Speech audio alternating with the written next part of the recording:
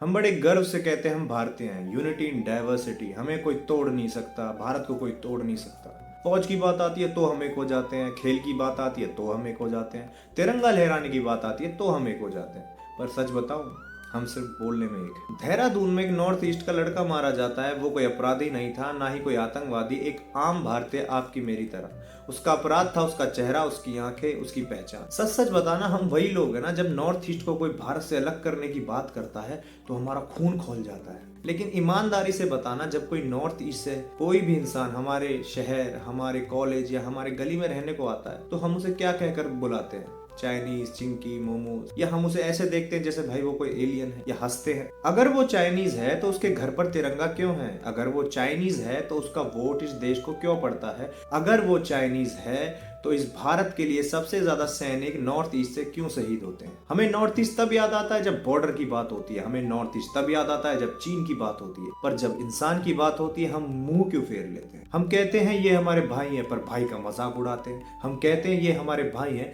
लेकिन भाई अगर मर जाए तो 2-3 दिन बाद हम सब कुछ भूल जाते हैं। सच बताऊं, हमें अपने देश से उतना भी प्यार नहीं है जितना अपनी झूठी देशभक्ति से है। हम तिरंगे के नीचे फोटो तो खिंचा लेते हैं, लेकिन तिरंगे के नीचे खड़े इंसान को कभी अपनाते नहीं। तो याद रखना, देश कभी बाहर से नहीं टूटता, अंदर से टूटता है।